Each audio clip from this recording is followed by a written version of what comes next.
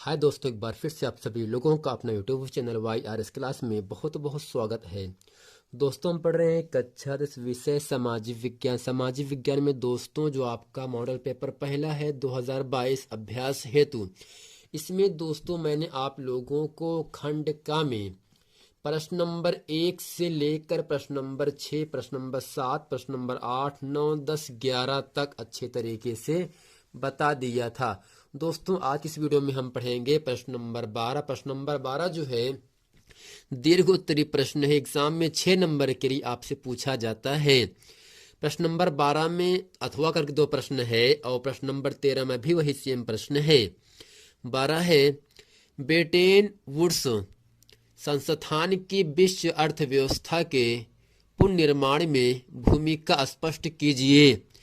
अब दोस्तों इसमें अथवा में पूछ रहा है 19वीं शताब्दी के उत्तरार्ध में अंग्रेज सरकार ने भारतीय प्रेस पर कौन कौन से प्रतिबंध लगाए थे। तो दोस्तों जो पहला प्रश्न है, ब्रेटन वुड्स संस्थान के विश्व अर्थव्यवस्था के पुनर्निर्माण में भूमिका स्पष्ट कीजिए। आइए चलते हैं इस पूरे प्रश्न को अच्छे तरीके से हम पढ़ते हैं। तो फ्रेंड यहाँ प्रश्न आपके सामने कह रहा है ब्रेटन वुड्स संस्थान की विश्व अर्थव्यवस्था के पुनर्निर्माण में भूमिका स्पष्ट कीजिए। जिस प्रकार से हम इसको लिखे हैं ऐसे भी आपको लिखना है। तो इसमें दोस्तों लिखेंगे इसका मुख्य उद्देश्य सदस्य राष्ट्रों को पुनर्निर्माण और विकास के कार्यों में आर्थिक सहायता देना है। यह एक अग्रणी विकास संस्था है जो विकासशील देशों में गरीबी से लड़ने तथा सतत विकास को बढ़ावा देने के लिए ऋण, गारंटी, जोखिम प्रतिबंध उत्पादों और विश्लेषणात्मक तथा सलाहकार सेवाएं देने का काम करता है। यानी दोस्तों इसके जो मेन मुख्य उद्देश्य है वो सदस्य राष्ट्रों को पुनः निर्माण और विकास के कार्यों के लिए आर्थिक सहायता देता है, जबकि यह दोस्तों अग्रणी विकास संस्था है जो विकास के देशों में गरीबी से लड़ने के लिए तथा लगातार विकास को आगे बढ़ाने के लिए ऋण देता है, गारंटी, जोखिम भरे प्रबंध उत्पादों और विश्लेषणात्मक तथा सलाहकार सेवाएं आप लोगों को देता है। दोस्तों प्रश्न नंबर जो 12 है, इसका जो पहला प्रश्न है उसको अच्छे तरीके से आप समझ गए होंगे। अब प्रश्न नंबर 12 का जो आपका अथवा का प्रश्न है ये कह रहा है 19वीं शताब्दी के उत्तरार्ध में अंग्रेज सरकार ने भारतीय प्रेस पर कौन कौन से प्रतिबंध लगाए थे। दोस्तों इसमें लिखेंगे सन 1835 ईस्वी के अधिनियम के अनुसार मुद्रक तथा प्रकाशन के लिए प्रकाशन के स्थान की सूचना देना जरूरी होता था।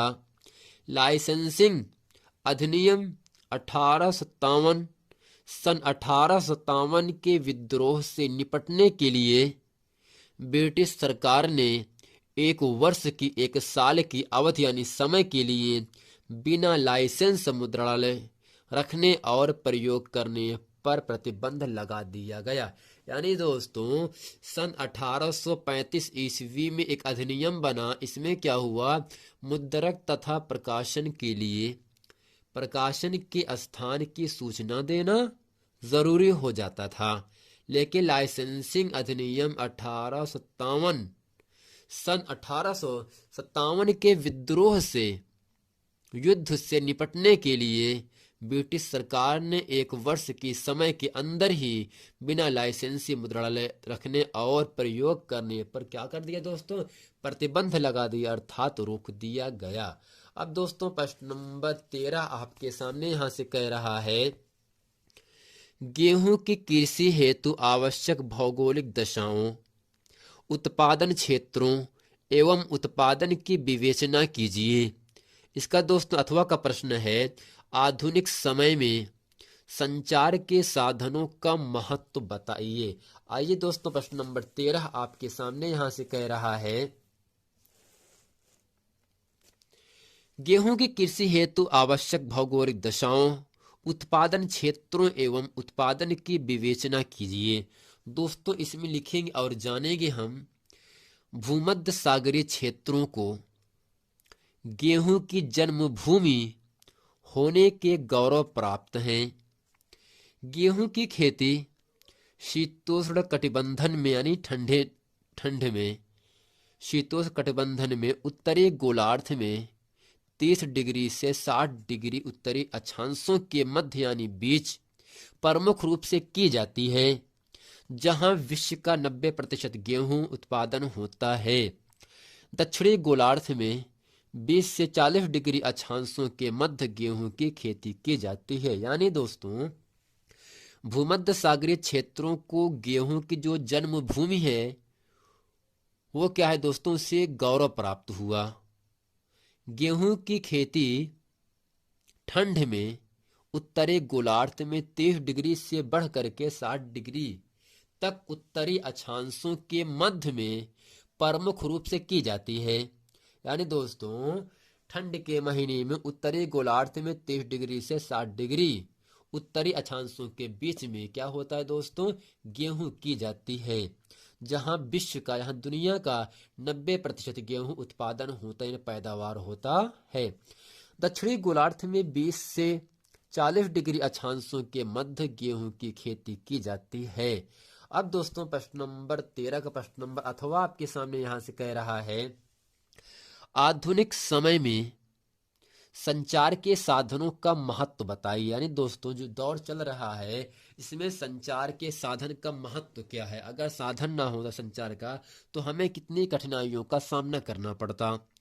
दोस्तों इसमें लिखेंगे एक स्थान से दूसरे स्थान तक संदेश, समाचार और सूचना भेजने के लिए प्रयुक्त साधन ही संचार के साधन कहलाते हैं। यानी दोस्तों एक जगह से दूसरी जगह तक अपनी खबरों को समाचार के माध्यम से या सूचना के माध्यम से भेजने की जो प्रयुक्त साधन है, इस प्रयुक्त साधन को हम दोस्तों संचार के साधन कहते हैं।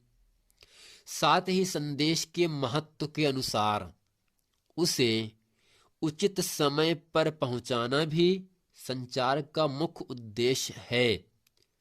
जैसे दोस्तों यहां पर दिया गया है डाकघर, टेलीफोन, समाचार पत्र, कंप्यूटर, फैक्स, रेडियो, टेलीविजन आदि संचार के प्रमुख साधन हैं। यानी दोस्तों एक स्थान से दूसरे स्थान तक अपने समाचार अपने सूचनाओं को भेजने के लिए जो प्रयुक्त साधन होता है, उस प्रयुक्त साधन को हम दोस्तों संचार के साधन कहते हैं।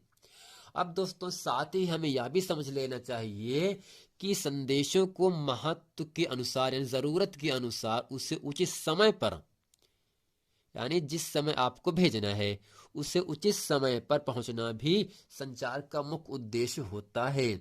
अब दोस्तों संचार के मुख्य साधन क्या क्या होते हैं, डाकतार, इसके माध्यम से हम अपनी खबरों को आदान प्रदान करते हैं।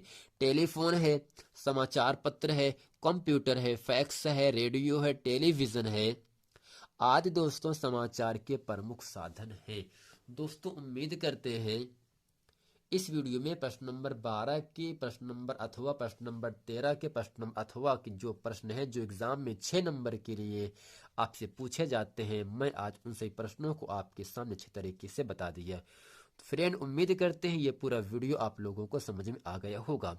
यदि दोस्तों अभी तक हमारे चैनल YRS क्लास को सब्सक्राइब नहीं किए हैं तो आपसे निवेदन है कि इसे आप सब्सक्राइब कर लें, ताकि इसी तरह के आने वाले महत्वपूर्ण वीडियो आप लोगों तक आसानी से पहुंचता रहे। दोस्तों यदि आपने इसके पहले का वीडियो नहीं देखे हैं तो नीचे प्लेलिस्ट में वीडियो दिया गया, वहां पर आप जाकर उस वीडियो को देख सकते हैं। मिलते हैं दोस्त नेक्स्ट वीडियो में, तब तक के लिए थैंक यू।